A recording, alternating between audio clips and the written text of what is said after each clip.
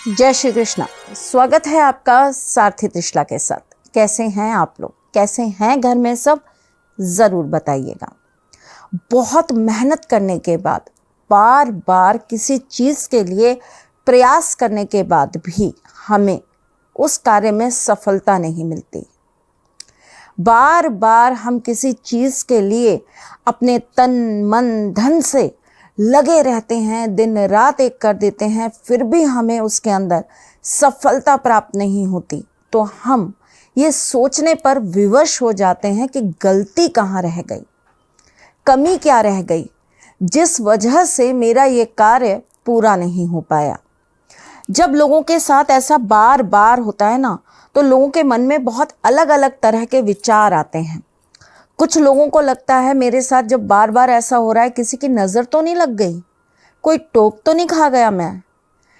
बार बार ऐसा होने पर लोगों को लगता है क्या मेरे ग्रह विपरीत चल रहे हैं, इसीलिए मेरे साथ बार बार ऐसी कठिनाइयां आ रही हैं। कभी कभी तो लोगों को ऐसा लगता है कि कोई अपना ही मेरे खिलाफ कोई तंत्र मंत्र या षड्यंत्र कर रहा है, इसीलिए मेरे साथ ये दिक्कतें उत्पन्न होती हैं। लेकिन क्या हर बार हर समस्या के लिए हमें ज्योतिषियों के पास जाना ज़रूरी होता है? क्या जब भी कोई दिक्कत हो, परेशानी हो, तो हमें भाग के किसी एस्ट्रोलॉजर से पूछना चाहिए? कुछ हद तक हाँ और कुछ हद तक ना। बड़े बुजुर्ग, हमारे जितने भी बड़े बुजुर्ग रहे हैं, उन्होंने हमें एक चीज़ सिखाई है, अपने कर्मों को हमेशा अच्छा रखिए। सुबह उठकर अपने हाथ से गाय को रोटी ज़रूर खिलाइए, चींटियों को दाना ज़रूर डालिए, पक्षियों को अनाज ज़रूर दीजिए, बड़े बुजुर्गों के पैर ज़रूर छूइए, छोटे बच्चों को हमेशा प्यार से रखिए, अड़ोसी पड़ोसियों के साथ व्यवहार अच्छा रखिए, मन वचन और कर्म से कभी किसी का बुरा मत करिए।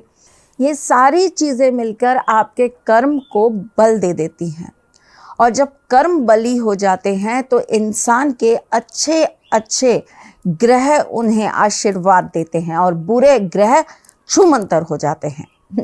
कहने का मतलब ये है, आपका कोई कुछ भी नहीं बिगाड़ सकता। परंतु जब ऐसी चीज़ें होती हैं तो मन में बहुत सारे ख्याल उत्पन्न होते हैं, और अधिकतर जो ख्याल होते हैं ना बेटा, वो नेगेटिव ही आते हैं। हम अच्छा नहीं सोच पाते।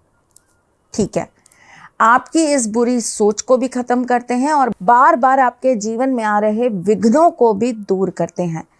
सबसे पहला टोटका, जब कोई गुप्त शत्रु, चाहे उसे हम जानते हों चाहे नहीं जानते हों, हमें पता हो कि ये हमारे लिए बुरा कर रहा है, या हमें पता ही नहीं है कि हमारे लिए कौन बुरा कर रहा है।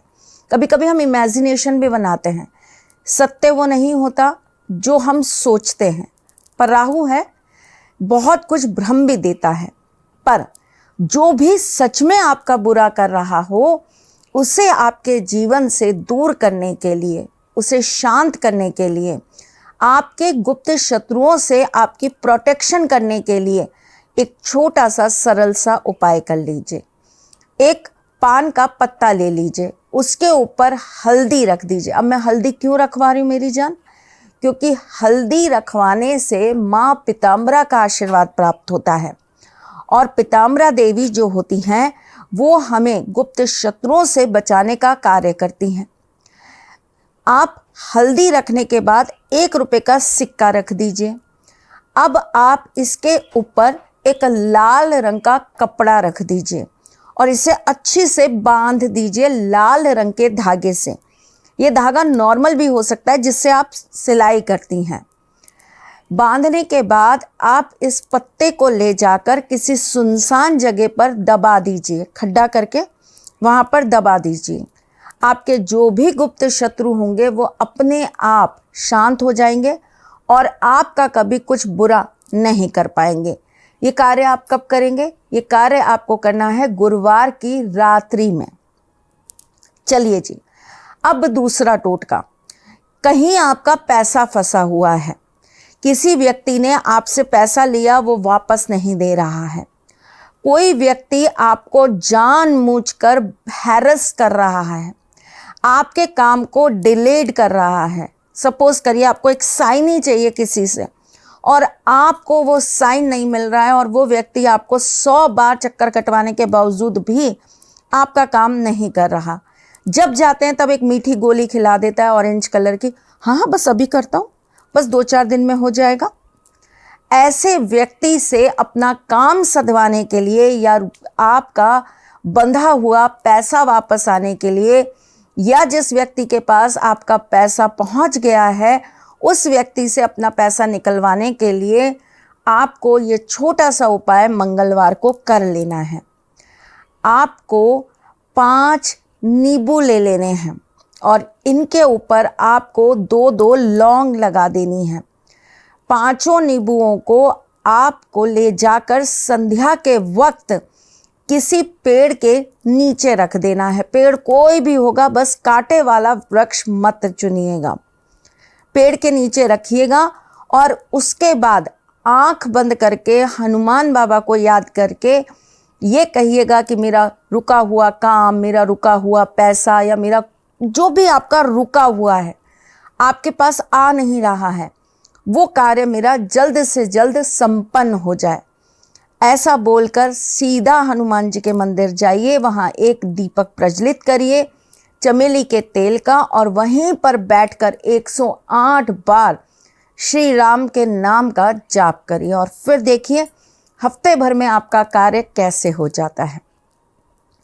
तीसरा उपाय, जब आपके घर के अंदर बहुत ज़्यादा दिक्कतें आ रही हों, कलह बहुत बढ़ रहे हों, रोज रोज आपको मानसिक प्रताड़नाओं से गुजरना पड़ रहा हो या घर के अंदर आपकी चीज़ें बिगड़ती जा रही हों, कभी इलेक्ट्रॉनिक आइटम्स खराब हो रहे हैं, कभी बच्चों की तरफ से दिक्कतें हो रही हैं, कभी सास ससुर की तरफ से दिक्कतें हैं, कभी पति की तरफ से दिक्कतें हैं, कभी रिश्तेदारों की तरफ से दिक्कतें हैं, और तो और आज के ज़माने की सबसे बड़ी दिक्कत, आपको अगर अपने नौकर माइयों से दिक्कत हो रही है तो भी ये उपाय करिएगा, आपके लिए कारगर होगा।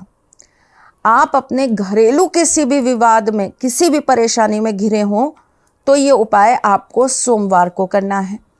काले तिल ले लीजिए, छोटी सी कटोरी ले लीजिए, हो सके तो आप मिट्टी की कोई छोटी सी दियाली ले लीजिए, दिया जिसको कहते हैं हम, उसके अंदर वो काले तिल रख दीजिए। इसके ऊपर आपको 2 लाल मिर्च रख देनी है, थोड़ा सा कच्चा दूध लेना है और इसके ऊपर धारा डालनी है और बोलते जाना है आपको ओम नमः शिवाय, ठीक है।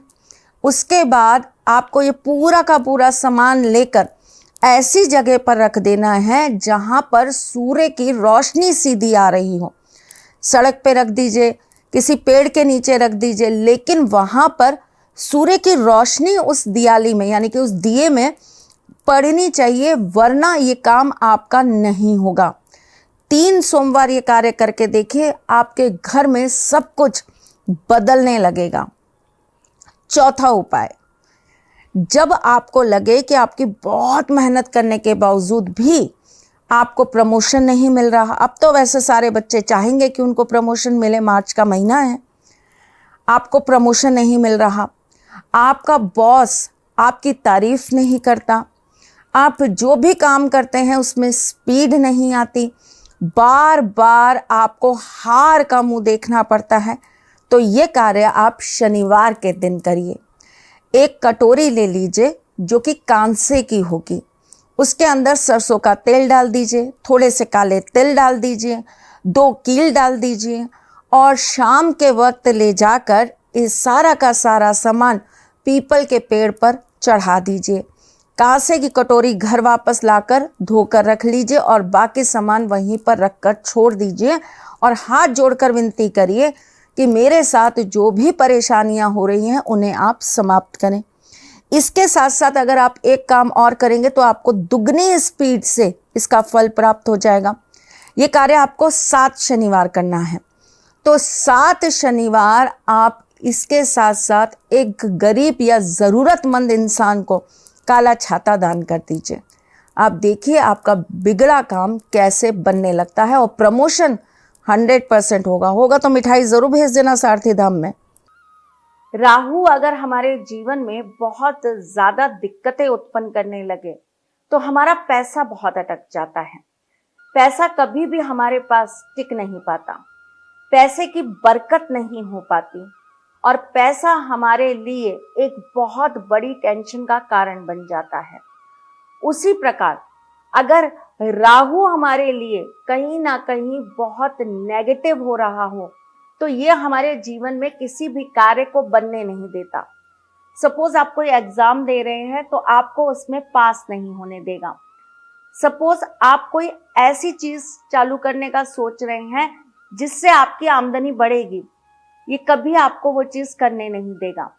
पारिवारिक कलेश रखेगा, लोगों के साथ आपके संबंध खराब कर देगा। राहु अगर आपकी कुंडली में बहुत नेगेटिव पोजीशन पे बैठा होगा ना तो आपके घर का सदस्य विषधारी हो जाएगा, यानी कि ऐसा व्यक्ति हमेशा नशे में डूबा रहेगा। राहु कुंडली के अंदर काल सर्प दोष उत्पन्न कर देता है जिससे आपके कोई भी कार्य सरलता से हो नहीं पाते। राहु आपके जीवन में हर कार्य को रोकने का कार्य कर देता है, सरलता से कोई कार्य बनने ही नहीं देता। ये सब राहु की गतिविधियां हैं जो वो आपके जीवन में करता ही करता है। अगर राहु आपके जीवन में उत्पाद मचा रहा है, दिक्कतें उत्पन्न कर रहा है, तो आपको भोलेनाथ का पूजन करके उसे कैसे शांत करना है। एकमात्र भोलेनाथ ऐसे हैं जो राहु को बिल्कुल शांत कर सकते हैं, जिनके आगे राहु बोल नहीं पाता। और राहु कितना भी विपरीत क्यों ना चल रहा हो, जैसे ही आप शिव जी का पूजन चालू कर देंगे राहु शांत हो जाएगा और आपको अच्छे फल देने लगेगा। तो इस सावन आपकी कुंडली में बैठा हुआ राहु, चाहे वो आपकी दशा, महादशा, अंतरदशा में दिक्कत कर रहा हो या आपकी कुंडली में काल सर्प दोष बना रहा हो या किसी तरह से वो चंद्रमा और सूर्य के साथ ग्रहण दोष उत्पन्न कर रहा हो या वो शनि के साथ शापित दोष दे रहा हो, तो आपको कुंडली के इन दोषों को दूर करने के लिए भोलेनाथ का पूजन इस प्रकार करना चाहिए। राहु की पीड़ा को दूर करने के लिए आपको कच्चे दूध के अंदर तिल मिलाकर भोलेनाथ को अर्पित करना चाहिए। शनिवार के दिन भोलेनाथ के मंदिर में 12 बादाम आपको दान करनी चाहिए। अगर राहु आपको बहुत ज्यादा पीड़ाएं दे रहा है तो आपको 7 तरह के अनाज भोलेनाथ के मंदिर में बैठे हुए पक्षियों के लिए जरूर डालने चाहिए। अगर राहु आपको बहुत ज्यादा पीड़ाएं दे रहा है तो आपको नाग नागिन का जोड़ा भोलेनाथ के मंदिर में जरूर चढ़ाना चाहिए। अगर राहु आपको बहुत ज्यादा पीड़ाएं दे रहा हो तो आपको भोलेनाथ के मंदिर में जाकर एक सर्प चढ़ा देना चाहिए जो कि तांबे से या चांदी से बना होना चाहिए। अगर आपके जीवन में राहु बहुत ज्यादा पीड़ाएं उत्पन्न कर रहा हो तो आपको 3.25 रत्ती का गोमेद भोलेनाथ के मंदिर में दान कर देना चाहिए। छोटी छोटी चीजें हैं, अगर आप करते हैं तो ऐसा करने से आपके जीवन की समस्याओं का अंत जरूर होता है। जरूर करिएगा ये कार्य और इससे आपके जीवन में जो भी परिवर्तन आए हमें जरूर बताइएगा। मैं फिर आऊंगी कुछ नया, कुछ अलग, कुछ अद्भुत लेकर। तब तक के लिए मुस्कुराते रहिएगा, रिश्तों में मजबूती बना के रखिएगा, अपने साथी के साथ में जुड़े रहिएगा, प्यार देते रहिएगा, प्यार लेते रहिएगा। ख्याल रखिएगा अपना और उनका जिनसे आप प्यार करते हैं। मैं जल्द आपसे मिलने आऊंगी, तब तक के लिए जय श्री कृष्ण।